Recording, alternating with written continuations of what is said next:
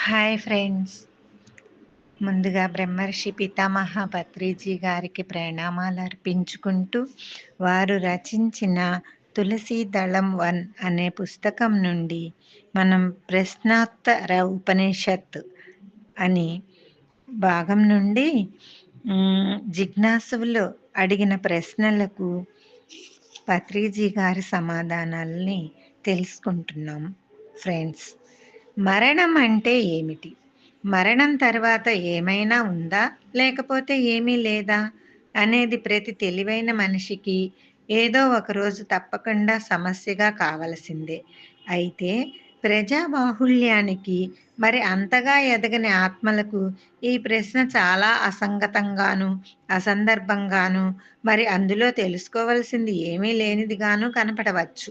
అయితే ఏ మాత్రం ఆత్మ పరిణితి ఉన్నవారికైనా, ఏ మాత్రమైనా కాస్త తెలివి సంతరించుకున్న వారికి ఈ ప్రశ్న మానవ జీవితానికి కీలకమైన ప్రశ్నగా తోచి తీరుతుంది. దీని గురించి కాస్త వివరించండి. సార్ గారి జవాబు: మరణం తథ్యం అని ప్రతి మనిషికి తెలుసు. సగటు మానవుడి జీవితం అంతా కూడా ఈ మరణం తథ్యం అన్న సత్యం మీదే ఆధారపడి ఉంది. వారి పూర్తి మనస్తత్వం, జీవన శైలి, మాట్లాడే తీరు, ఆలోచన సరళి, పెట్టుకునే ఆశలు అన్నీ కూడాను జీవితం మరణంతో అంశమవుతుంది అన్న మూర్ఖ అభిప్రాయం ద్వారానే ముడిపడిపోయి చిక్కుపడిపోయి ఉన్నాయి. అయితే ఎటువంటి పెనుగులాటలు, కీచులాటలు, చనిపోయే లోపలే అంతా మింగేయాలి, అంతా తాగేయాలి, ఏ విధంగానైనా సరే మంచిగానైనా మరి బలవంతంగా కీడు చేసి అయినా సరే, ఎందుకంటే మరణం తర్వాత ఏమీ లేదు, ఉన్నదంతా మరణం ముందే కనుక ఏదో ఒక రీతిని హాయిగా, సుఖంగా మరణం ముందే బతకాలి. ఇది సగటు మానవుని జీవిత దృక్పథం. కంటికి సాధారణంగా కనిపించే సత్యం ఏమిటంటే మరణం తర్వాత జీవితం లేదు. ఇది నిర్వివాదాంశం. మరణమే జీవితానికి తుదిమెట్టు అన్న దృక్పథమే నాస్తికవాదం. అయితే మరణం అనేది మానవ జీవితానికి తుదిమెట్టు కాదు. మానవ శాశ్వత జీవితంలో అది ఒకానొక మలుపు అని ఆస్తికవాదం అనాదిగా అన్ని దేశాలలోనూ చెప్తోంది. అయితే ప్రపంచం మొత్తం మీద 99% ఆస్తికులే. రకరకాల మతాలకు చెందిన ఆస్తికులు కోట్లాది ఉన్నా మరి ఎందుకు ప్రపంచవ్యాప్తంగా ఇంత హింసాయుతం, ఇంత ధర్మరహితమైన చర్యలు జరుగుతున్నాయి? ఈ ఆస్తికవాదులు ఒక పక్కన భగవద్గీత, బైబిలు, ఖురాను చదువుతున్నా మరొక పక్క మరణాంతర జీవితాన్ని విశ్వసించటం లేదు. ఎందుకు అంటే దానికి కారణం ఉంది. ప్రతి మనిషికి స్వానుభవం లేకుండా మరే విధంగానూ నిజమైన నమ్మకం లోపల నుంచి ఊరదు. కనుక నాస్తికులైనా, ఆస్తికులైనా ప్రపంచం మొత్తం మీద ఎవరికీ ఆత్మానుభవం లేదు కనుక, ప్రత్యక్షమైన మరణాంతర జీవితం అనుభవం లేదు కనుక, హింసా ప్రవృత్తి విచ్చలవిడిగాను, అంత విచ్చలవిడిగా కాకుండాను మొత్తం మీద ప్రపంచవ్యాప్తం అయింది. ఒకరినొకరు దోచుకు తినటం ప్రపంచ న్యాయమైపోయింది. ఈ విధమైన అస్తవ్యస్తమైన అశాంతిమయమైన ప్రపంచ రీతికి ఒకే ఒక నిష్పత్తి మార్గం ఉంది. ప్రతి మనిషి కూడాను ఈ మరణం తరువాత జీవితం అనేది ఉన్నదా లేదా అన్న సమస్యని తమ మౌలికమైన జీవిత సమస్యగా తీసుకుని దాన్ని స్వంతంగా పరిశోధన చేసి అటా ఇటా అన్నది తేల్చి చూసుకోవాల్సిన బాధ్యత ఉంది. ఏ విధంగానైనా మూలమత ప్రవక్తలైన ఉపనిషత్కారులు, బుద్ధుడు, మహావీరుడు, యేసుక్రీస్తు, మహమ్మద్దు, మరి గురునానక్ మొదలైన వారంతా తమ తమ యోగ సాధనల ద్వారా, ఆత్మానుభవం ద్వారా మరణాంతర జీవితం గురించి వక్కాణించి చెప్పగలిగారో అదే రీతిలో ప్రతి మానవుడు తయారైతే తప్ప ఈ ప్రపంచం శాంతిమయం కావటానికి మరో మార్గం లేదు. ఈ నవీన యుగంలో విస్తృతంగా సైంటిఫిక్ టెంపర్మెంట్ అంటే శాస్త్రీయ దృక్పథం, అన్నది ప్రజలందరికీ చేరటం వల్ల ఈ మరణాంతర జీవితం ఉన్నదా లేదా అన్న ప్రశ్న కూడా శాస్త్రీయ దృక్పథంతో పరిశీలించాలి.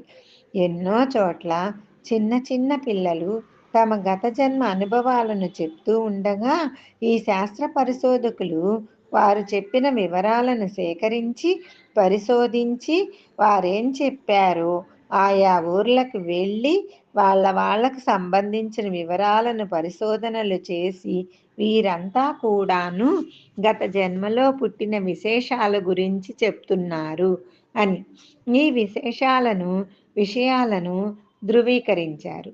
ఉదాహరణకు డాక్టర్ ఇయాన్ స్టీవెన్సన్ అనే ఆయన 20 క్యాసెస్ సుగ్గెస్టివ్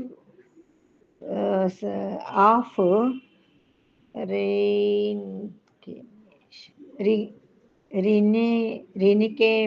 రినికెమేషన్ అనే అద్భుతమైన పరిశోధనా ప్రక్రియలో అనేక మంది చిన్నపిల్లల అనుభవాలు సేకరించి పునర్జన్మ ఉంది, మరణాంతర జీవితం ఉంది, కర్మ సిద్ధాంతం ఉంది అని సశాస్త్రీయంగా ధృవీకరించారు. ఇంకొక ప్రశ్న, మీరు ధ్యానయోగాన్ని ప్రజల్లోకి చాలా సులభంగా తీసుకెళ్లారు, అలాగే కర్మయోగాన్ని కూడా ఎందుకు తీసుకెళ్లడం లేదు? మీ ప్రశ్న చాలా సమంజసంగా ఉంది. ఈ భారతదేశంలో అనాదిగా 4 యోగాలని చెప్పబడి ఉన్నాయి: కర్మయోగము, భక్తి యోగము, జ్ఞానయోగము, రాజయోగము. పిరమిడ్ స్పిరిచువల్ సొసైటీ వారు రాజయోగ నిష్ణాతులు, అంటే ధ్యానయోగ పరాయణులు. అది అనేక విధాలుగా పుస్తకాల్లోనూ మ్యాగజైన్లోనూ విశ్లేషించబడి ఉంది. అయితే మీ ప్రశ్న కర్మయోగం గురించి కదా, దీని గురించి కొంచెం తెలుసుకుందాము. అనాదిగా భారతదేశంలో 4 యోగాల గురించి చెప్పబడినా వాస్తవానికి ఉన్నది 2 యోగాలు. ఒకటి జ్ఞానయోగం, 2 రాజయోగం. పరీక్షగా చూస్తే కర్మయోగం లేదు, భక్తి యోగము లేదు. మొదటిగా భక్తి యోగం తీసి పారేద్దాం. భక్తి యోగం అంటే భగవంతునికి శరణాగతి చేయాలని, మనం శ్రద్ధాభయాలతో కొలిస్తే మనకు రక్ష దొరుకుతుందని, మహానుభావుల పాదార విందాలను తాకితే మన సమస్యలు తీరుతాయని, ఈ విధంగా ఆత్మార్పణ చేసుకోవాలని, కైంకర్య భావన ఉండాలని, నేను నాది అనేవి పోవాలని, అంతా నువ్వే అయి ఉండాలని, వగైరా వగైరా ఇవన్నీ భక్తి యోగ సూత్రాలుగా విశ్లేషించబడ్డాయి. అయితే ఇవన్నీ కూడా ఏమాత్రం జ్ఞాన పరిచయం ఉన్నవాడికైనా హాస్యాస్పదంగా స్పష్టీకరణం అవుతుంది. ఎవరు ఎవరికి దాసోహం అనరాదు, ఎవరికి వారే ఏమునా తీరే. మరొకరిని ఉద్ధరించలేరు. ఇది కర్మ సిద్ధాంతానికి విరుద్ధం. జ్ఞానయోగం చరమస్థితిల్లోనే, రాజయోగం చరమస్థితిల్లోనే వాటి నిరంతర అభ్యాసం ద్వారానే నేను నాది అనేది అంతమవుతుంది. ప్రతిస్పందన రహిత కర్మానుసారం కూడా అప్పుడే సిద్ధమవుతుంది, అంతకుముందు అసంభవం. యోగం అనేది ఒక అభ్యాసం, భక్తి అనేది ఒక అభ్యాస కార్యక్రమం కాదు, అది ఒక ముక్త స్థితి. అలాగే కర్తృత్వ భావన రహిత కర్మానుష్ఠానం కూడా అభ్యసింపబడజాలదు, అది ముక్త పురుషుల సహజ స్థితి. కనుకనే అనాదిగా 4 యోగాలు అని చెప్పబడినా వాస్తవానికి 2 అభ్యాస పద్ధతులు ఉన్నాయి. అవే జ్ఞానయోగ, రాజయోగాలు. అయినా మీరు కర్మయోగం అంటున్నారు కనుక ప్రజాబాహుళ్యానికి పనికొచ్చే విధంగా మనం కాస్త చెప్పటానికి ప్రయత్నించవచ్చు. మనం చేసే కర్మలను శ్రద్ధగా ప్రయత్నించటమే కర్మయోగం. మన వృత్తుల మీద గౌరవభావం కలిగి ఉండటమే కర్మయోగం. సమయం దుర్వినియోగం చేయకుండా రకరకాల సుకర్మల్లో మనల్ని మనం ఎప్పటికప్పుడు నియమించుకోవటమే కర్మయోగం. అనేక విద్యలను, కళలను సదా నేర్చుకుంటూ ఉండటమే కర్మయోగం. సంసార చక్రంలో ధైర్యంగా నిలబడటమే కర్మయోగం. చక్రంలో ఒకసారి పైన ఉంటాం, ఒకసారి కింద ఉంటాం. పైన ఉన్నప్పుడు మిడిసిపాటు పడకుండా, కింద ఉన్నప్పుడు కృంగిపోకుండా సాగగలగటమే కర్మయోగము. ఎక్కువగా కర్మఫలం మీద ఆశపడకుండా కర్మకాండలో మాత్రమే ముఖ్యంగా నిమగ్నం కావటమే కర్మయోగం. ప్రతిదీ ఒక కర్మ. అంటే ఆలోచనలు కూడా కర్మలే. మాటలు కూడా కర్మలే. అంటే వీటన్నింటినీ జాగరూకతతో సమయ సందర్భాలను అనుసరించి నిర్వహించటమే కర్మయోగం. ప్రతి కర్మ మరొక కర్మకు కారణభూతమవుతుంది. ప్రతి కర్మ మరొక కర్మకు దారి తీస్తుంది. కారణ కార్య సంబంధ రూపమైన కర్మచక్రాన్ని జాగరూకతతో పరిశీలించటమే కర్మయోగం. కర్మ సిద్ధాంతాన్ని తెలుసుకుని జీవించటమే కర్మయోగం.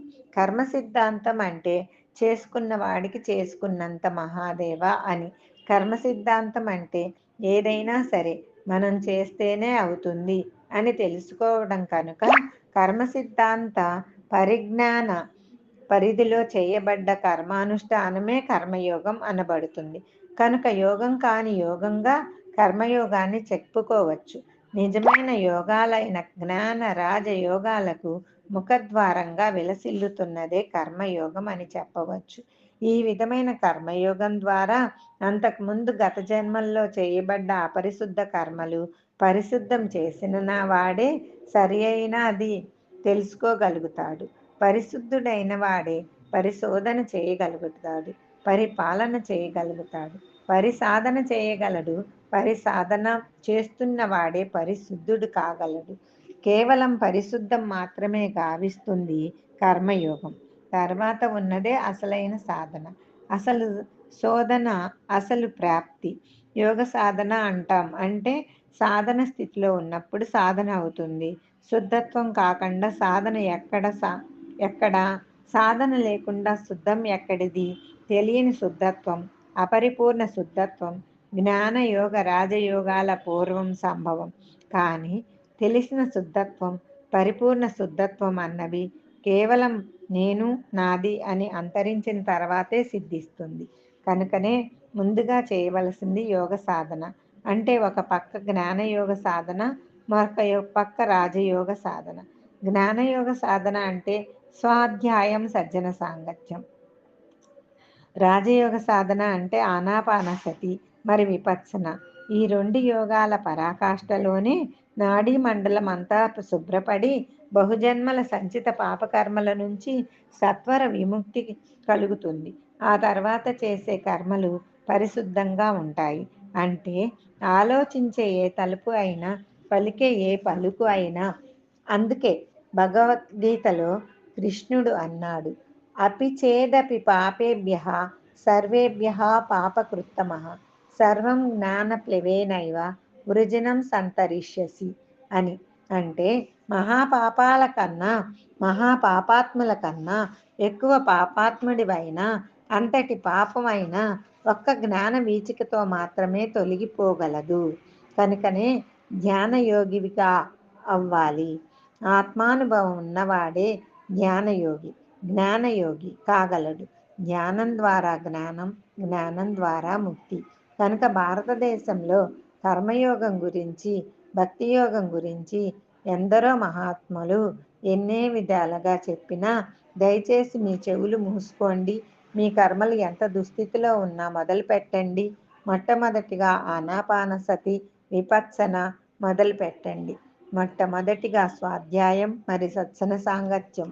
ఈ మూడు క్రమం తప్పకుండా ప్రతిరోజు చేస్తే వేరుగా మహాత్ములు చెప్పినవి ఏవీ పాటించనవసరం లేదు.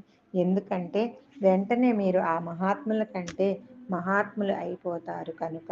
ఓం తత్సత్.